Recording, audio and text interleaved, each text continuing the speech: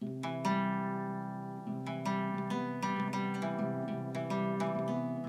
le cadre de mon exposition Jeux de forme à la galerie Dernier Jour, de décembre à février de 2021, aujourd'hui, je vais vous apprendre à faire un cerf-volant.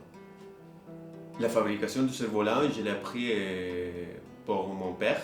Les cerfs-volants sont arrivés au Chili, ça fait beaucoup de temps, pour les moines bénédictins qui sont amenés ce savoir-faire de la Chine. Et après, avec le temps, ça est devenu pour nous une espèce d'objet avec lequel on fêtait en fait l'arrivée des printemps qui coïncide en même temps qu'avec l'indépendance du Chili. Ma proposition est de penser aussi le cerf-volant comme la possibilité qu'on a d'accrocher un tableau dans le ciel. Pour la fabrication du cerf-volant, on aura besoin de certains matériels qu'on peut trouver dans des magasins de fournisseurs d'articles de beaux-arts. On aura besoin de ciseaux ou couteaux, voilà, de règles, des papiers soie, différentes couleurs et de la colle. Et on aura besoin aussi de tiges en bois. Et aussi on aura besoin de fil en coton.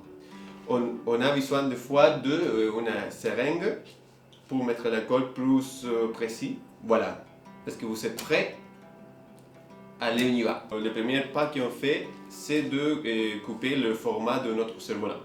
C'est un carré de 46 cm par côté. Une fois qu'on a la dimension de 46, on commence à couper les cadres. Et après, on fait les deuxièmes.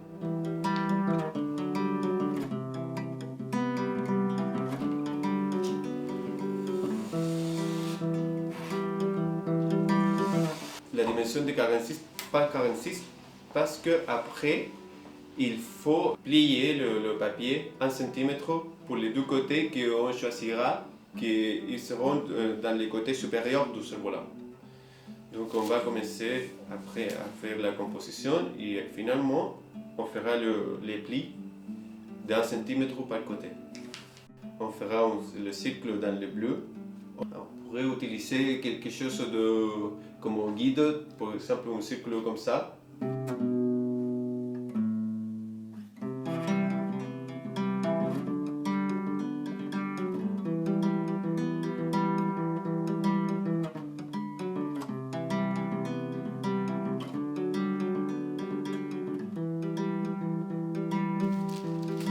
On a coupé 7 cercles de la base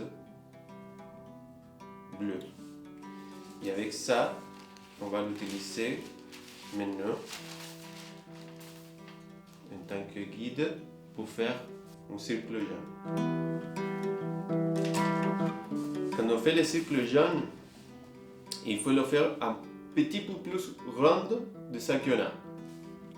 Si c'est la première fois que vous faites un cerf-volant, essayez de laisser 1 cm d'espace plus grand la forme, comme ça sera à peu près plus facile à coller et vous n'aurez pas de problème avec. Normalement, j'essaie de laisser 2 mm, une chose comme ça, mais si vous voulez, cette fois on va laisser plus d'espace, comme ça sera plus facile. Ça, on va le faire avec les ciseaux. Comme ça.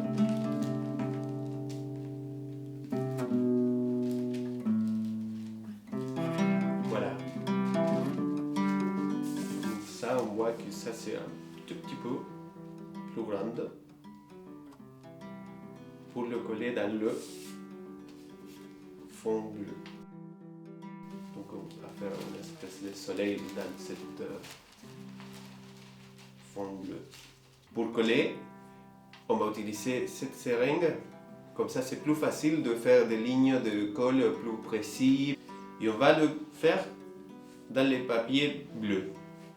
Dans tous les bords, qu'on vient de couper.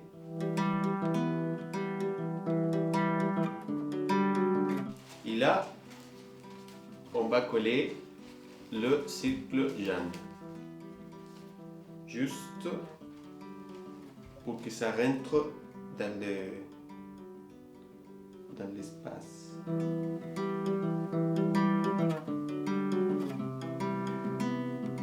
On a laissé les jaunes derrière parce qu'en fait les jaunes c'est plus clair et ça se voit pas trop la union entre les couleurs.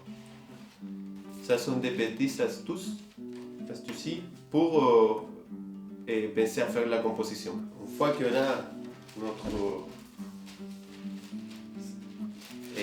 projet de cerf-volant et on doit faire la doublure, les plis dans les deux côtés qu'on va choisir pour être dans les côtés supérieurs du cerf-volant. Le cerf-volant, on le voit comme ça, donc les deux côtés qui regardent au ciel, on va le plier pour lui donner plus de structure, plus de résistance.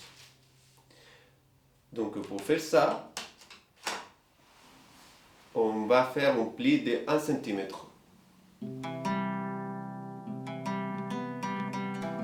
On peut s'aider aussi de la règle pour commencer à faire les plis.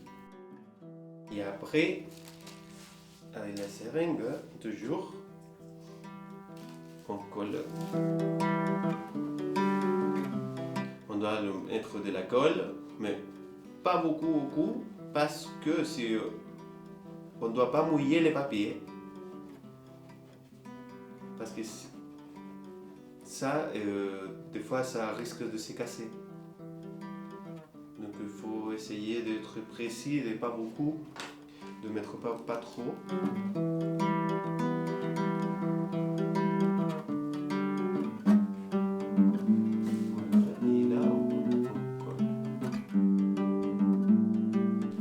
Les mêmes choses que l'on avait fait avec la règle, on fait la ligne de 1 cm et voilà, et on fait les plis.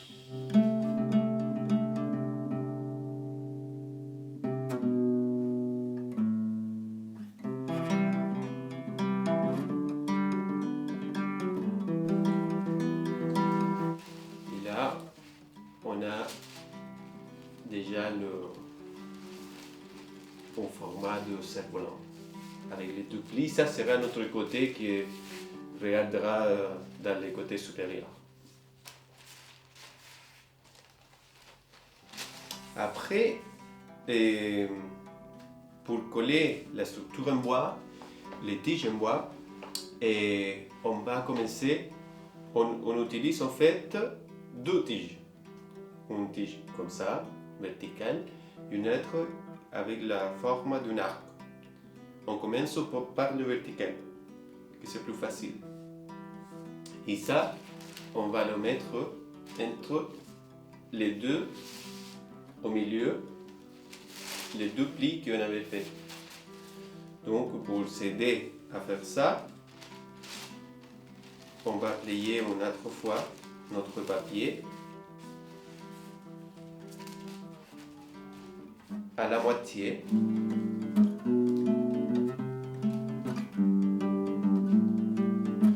Comme si on était en train de faire un triangle. Et avec cette ligne là, cette pli, on va coller le tige en bois. Comme ça, c'est plus facile à faire très comme ça recte. On va utiliser les premières tiges en bois. Ça, c'est particulièrement une tige de bambou de Coligüe que j'ai amené du Chili. Mais ici, dans les magasins de matériaux de Beaux-Arts, on peut trouver des tiges en bois pour faire des maquettes, des choses comme ça, qu'on peut utiliser aussi pour faire ce type de cerf-volant. Donc, on avait dit sur cette ligne qu'on avait fait cette pli là, on va coller le premier tige en bois. On fait la marque des points pour se guider à mettre la colle.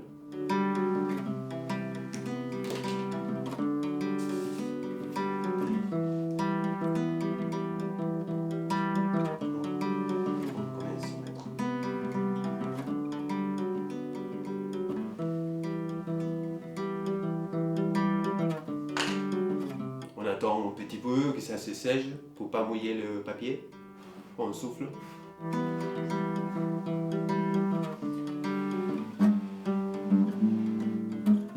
Même si ça aide pas trop. Et après on le colle dans la ligne verticale du papier.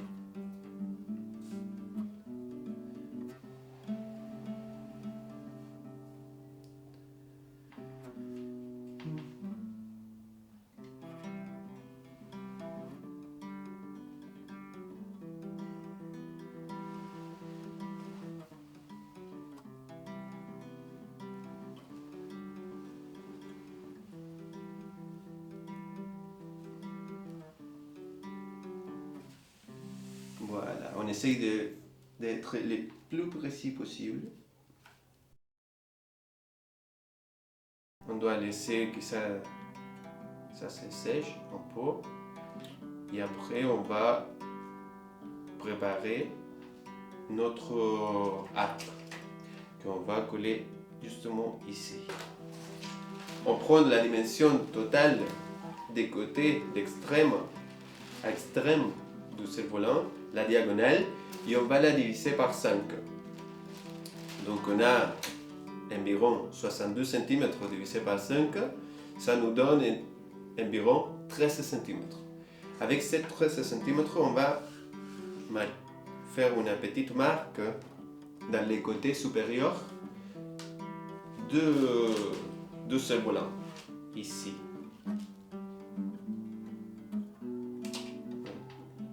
On fait le cerveau dans l'extrême supérieur et avec 13 cm, on fait la marque ici. En fait, ça c'est le point où on va placer notre arc. On prend la deuxième tige avec laquelle on va faire notre arc pour le cerf-volant, comme ça. On va le coller ici, d'extrême à extrême, et en passant par les points qu'on avait marqués dans les 13 cm, comme ça. Voilà. Pour s'aider à faire l'arc, on peut utiliser les mêmes fils qu'on va utiliser après pour faire le cerf-volant dans le parc, à l'extérieur. Donc, on peut couper un morceau de fil, comme ça. Et on va essayer de marquer comme ça, de dire les points pour faire l'arc, comme ça. Vous pouvez les demander des aides à quelqu'un pour faire ça plus facilement peut-être. Donc on fait dans les mêmes points où on avait mis les doigts. On fait la marque comme ça, tac. Et voilà. Et ici, on commence à fabriquer un arc. Donc on doit finir notre arc comme ça. Hop. On regarde si ça marche d'extrême à extrême, ou sinon on lui donne un peu plus de fil avant de faire les nœuds.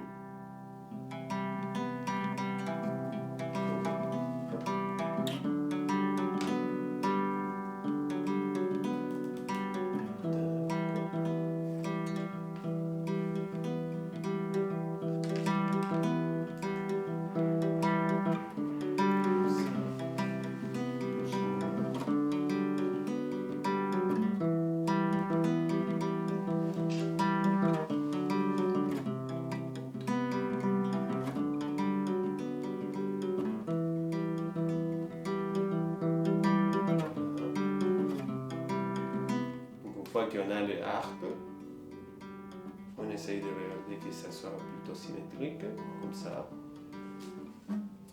Et on essaye de le mettre comme ça, ici. Hop. Voilà. Juste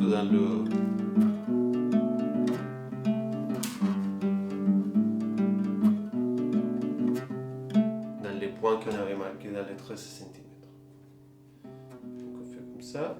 Après, on fait la marque pour regarder où on va mettre la colle et on fait la marque aussi dans les points de milieu pour se guider. Et on commence à mettre la colle pour les côtés comme ça, un côté de l'arc.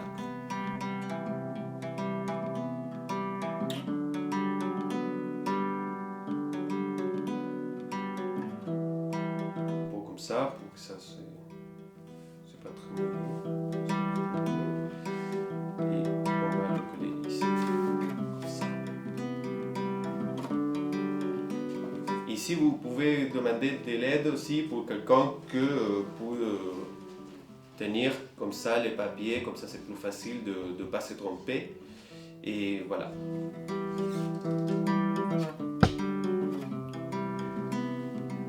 On prend le côté avec de la colle et on le met ici, comme ça.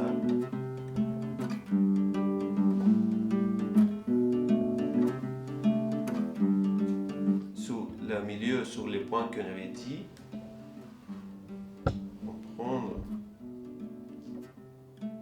les deux extrêmes et on commence à coller.